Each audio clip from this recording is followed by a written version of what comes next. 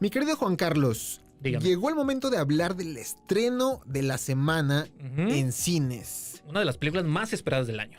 Su realización o su llegada a la pantalla grande tardó 25 años, nada más y nada menos. 25 años para que esta segunda parte de esta gran obra del 2000 viera la luz. Y después de 25 años, quiero recalcar, llega la secuela de Gladiador, Gladiador 2. Gladiador 2, sí, justamente hablando en el corte estamos platicando de los remakes y de cómo abundan este tipo de historias no originales.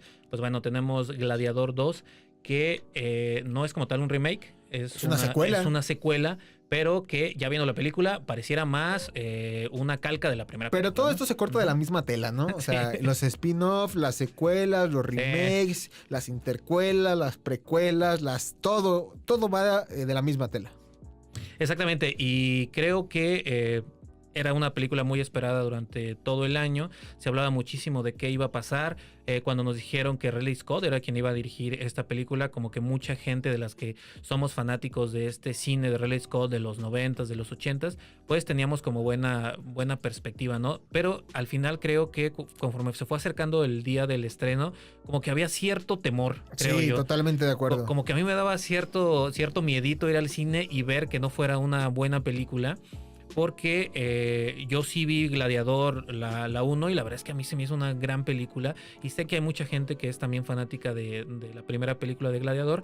Entonces empezaba ya desde antes de que se estrenara esta película con comparaciones de acuerdo. Si va a llegar a la altura, si nos va a proporcionar lo que nos dio Gladiador 1, si va a estar nominada al Oscar, porque Gladiador 1 estuvo nominada a 12 Oscars, ganó 5, entre ellos mejor película y mejor actor por Russell Crowe. Entonces creo que había una huella muy grande que llenar y la expectativa estaba muy alta con esta película. Y me parece que la gente que esperaba este título en cartelera respondió bien. En su primer fin de semana la película recaudó en 67 mercados $87 millones, que son bastante buenos para su primer fin de semana. Porque todavía no se estrena en Estados Unidos. Es correcto, entonces una vez que se estrena en este mercado, evidentemente la recaudación en taquilla va a subir. La película costó $250 millones. Muy cara también. Y en comparación de su antecesora, que costó, me parece que 100 millones, 103 millones, y en su primer fin de semana en estreno global recaudó $34 millones. Pero acá pregunta Eric Gómez, ¿está buena o no? O sea, allá vamos. Creo que es más complicado. Ajá. Creo que aquí va a depender mucho de qué estás buscando cuando vas a ir a ver esta película. Exactamente. Si vas con la sensación de solamente complementar o completar la historia de Máximo y que vas a ir a ver nostalgia en el cine, creo que te la vas a pasar bien. Exacto. Si quieres, y ya lo decías tú en el programa de Luis Oleg hace un par de minutos, que si vamos a comparar esta nueva entrega con la pasada, ahí es donde puede cojear esta segunda entrega. Completamente, yo lo que digo es que hay dos lecturas para ir a ver esta película. Si vamos a ir con la intención de ver si es mejor que la primera, lamentablemente no le llega ni a los talones. La primera es un peliculón y esta película en comparación, o sea, si vamos a comparar la música, las actuaciones, el ritmo que tiene, la edición, la dirección, me parece que se queda muy corta, se queda bastante corta esta segunda entrega. Sin embargo, si la vemos como una película independiente, que es una película que la gente puede ir a ver solo para disfrutar, para pasársela bien, para pasar el rato, me parece que es una película que cumple bastante bien. Sí, cumple su cometido. Y sobre todo, ahora que mencionas las actuaciones, a pesar de que la película, que esta segunda entrega, tiene un reparto... El encaso. Muy importante. Está Paul Mescal como Jano, está Pedro Pascal como el general Acacio, Joseph Quinn como Geta el emperador, Fred Hetchinger como Caracalla, Connie Nielsen como Lucila y Denzel Washington como Macrinus. Sí. Exactamente, que tiene un muy muy buen elenco y la verdad es que me parece que la mayoría está bastante cumplidora. Me parece que destacando completamente el trabajo de Denzel Washington, es un actor que nos ha demostrado que es de los mejores de su generación, tanto así que ya tiene 2 Oscar y ha estado nominado un montón de veces y la verdad es que lo hace muy bien. Se nota que Denzel Washington se divierte haciendo esta película porque hay que recordar que ya han anunciado él que está a punto de retirarse. Sí. O sea, le quedaba esta película y un par más que está por ahí trabajando, pero después ya se retira de la actuación y se nota que lo está disfrutando genuinamente y su papel y su interpretación me parece que es lo que más destaca en cuestión actoral en esta película. Se lleva un poco la película, creo que es el único personaje que está fuera de todo el tono de los demás personajes. No por esto está mal, sin embargo sí creo que opaca un poco a lo que los demás están entregando. Entonces, de cierta forma, en el tercera parte de la película creo que se la lleva Denzel Washington, y que si no fuera no por el personaje, sino por su interpretación, creo que sí la película hubiera caído un poco. Sí, completamente creo que se echa a la espalda toda la película, porque hay que decirlo también, es una película un poco larga, o sea, dura 2 horas y media, y creo que dentro de todas las cosas positivas que tiene, también tiene un par de cositas que de repente sí terminan, creo, de sacarte.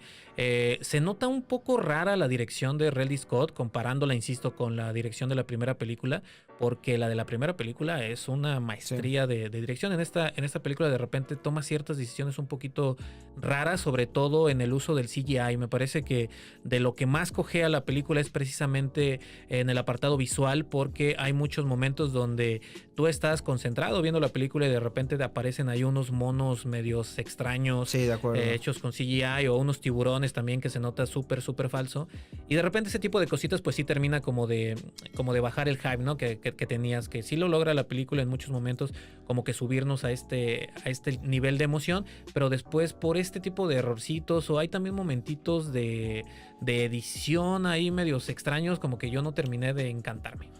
Fíjate que otra de las cosas que yo pondría muy pero muy debajo es la banda sonora. Sí, hombre. En también. esta ocasión la banda sonora estuvo a cargo de Henry Grayson Williams, mientras que en la primera entrega estuvo a cargo del gran Hans Zimmer. Si ustedes han escuchado alguna pieza musical de alguna película que los haya marcado y que a pesar de que han pasado muchos años ustedes la recuerdan, seguramente Hans Zimmer tuvo que ver con esa banda sonora, con esa pieza musical. Y aquí creo que esa sensación de epicidad que brindaba la banda sonora en la primera entrega aquí queda muy por debajo, sobre todo porque en ciertos momentos vemos piezas o un score muy similar a la primera entrega, un poco con un par de arreglos para que se sienta diferente, pero sigue siendo lo que nos dejó Hans Zimmer en la primera entrega. No veo yo acá la mano de Henry Grayson Williams. Creo que agarró las piezas que ya estaban, un poco las modificó y las puso, pero ni siquiera en momentos tan importantes en la película como en la primera. Exactamente, aquí Alfredo López nos dice, lo he comentado otras veces, está mal querer hacer segundas partes, no siempre funciona, de acuerdo.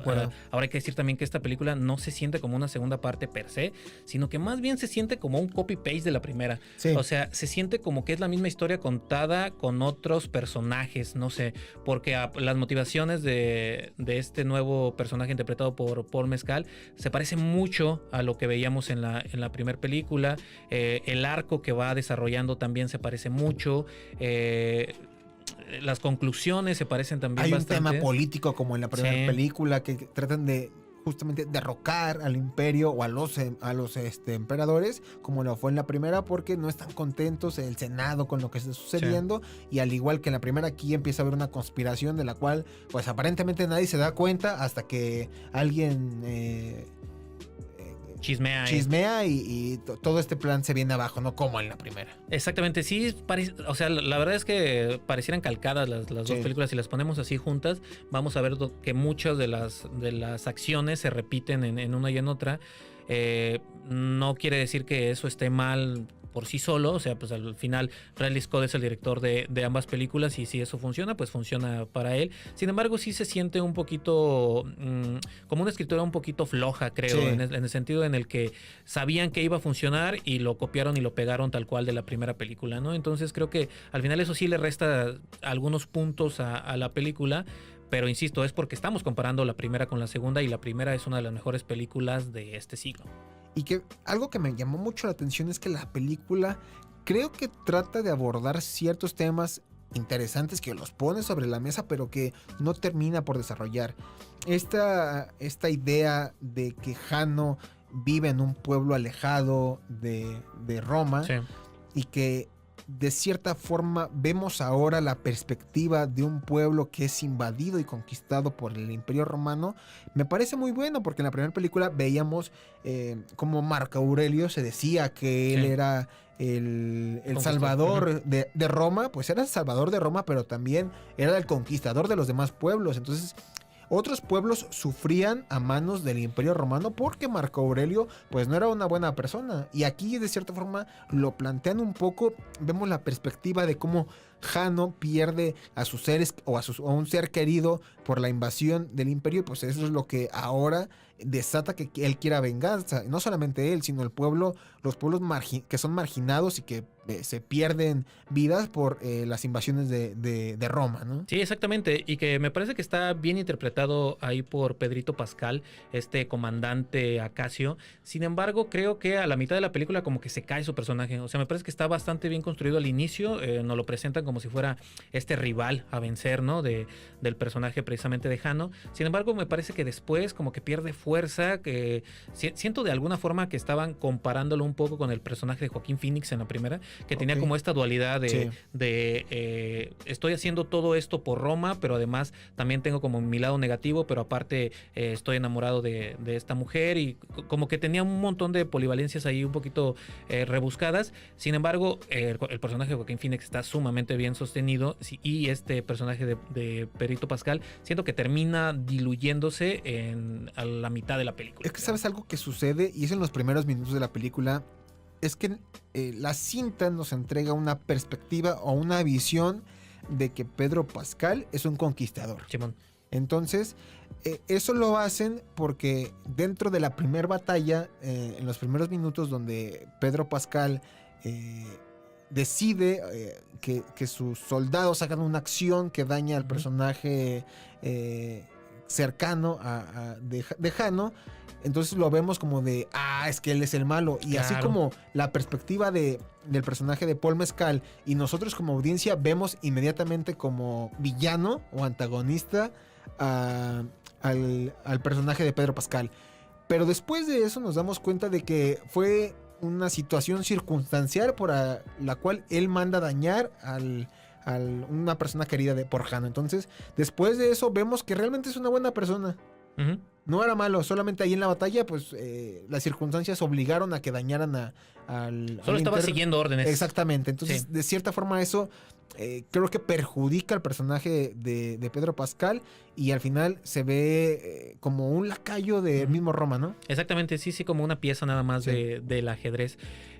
Creo que yo diría que es una película que vale la pena ver en el cine. También creo que vale la pena entenderlo desde el punto de vista en el que el buen Ridley Scott es un señor de 86 años ya, o sea, tiene muchos años haciendo cine, y las últimas entregas que había tenido, la verdad es que habían sido bastante flojas. Por ahí sus últimas 3 películas que yo creo que habrán pasado 2 años de estas últimas 3 películas. La última fue Napoleón, que le fue muy mal en el cine y en la crítica y en todos lados. Antes de esa hizo La Casa Gucci, que también le fue bastante mal. Y antes de esa hizo la de El Último Duelo, que también fue una película que no cumplió las expectativas. Entonces venía haciendo películas bastante mal calificadas. Y ahora que nos traiga esta película, que insisto, no es igual de buena que la primera, sin embargo, dentro de su propio universo y de su propia vara de medir, está bastante bien para lo que ofrece. Sí, de acuerdo. Y creo que Ridley Scott conocía hasta dónde podía llevar esta segunda entrega. No podía tener un personaje tan querido como lo fue Maximus, interpretado por Russell Crowe. Evidentemente, la empatía que sintió la audiencia por este personaje en particular, por todo este camino que lleva en la primera película, desde su destierro hasta su redención, no lo iba a poder equiparar Paul Mescal, aunque lo hace muy bien, y yo creo que en los próximos años lo vamos a ver interpretar muchísimos mejores personajes. Aquí lamentablemente desde un inicio se iba a quedar corto, y creo que Ridley comprende que no iba a poder entregar algo mejor en cuanto a historia, en cuanto a guión, en cuanto a experiencia épica que la primera, y decide compensar todo esto con grandes batallas, con CGI cargado, con que las batallas muy grandes. Las batallas están muy bien, están muy bien filmadas. A mí me gustaron mucho. Creo que mi parte favorita de toda la película es precisamente las batallas. Lo hace muy bien. Entonces, justamente en estas secuencias o escenas de acción era donde él sabía que por el desarrollo tecnológico que hay hoy en día, era donde sí podía entregar más de lo que entregó en la primera película. Sí, completamente de acuerdo. Creo que funciona muy bien desde el punto de vista técnico en las batallas, lo que mencionábamos. Sin embargo, sí creo que tiene un montón de cositas que sí nos dejan un poquito de ver. Sin embargo, creo que para ver esta película como lo que es un blockbuster, me parece que la gente va a salir a gusto, va a salir tranquila del cine, siempre y cuando no vayan a intentar compararlas, porque si van con esa intención, probablemente salgan muy decepcionados. Vayan al cine, disfrútenla. Creo que vale la pena ver en el cine justamente por estas batallas que ya mencionamos. Se van a disfrutar mucho en la pantalla grande. El sonido también es envolvente. Entonces creo que la mejor forma de ver Gladiador 2 es irla a verla en el cine. Exactamente.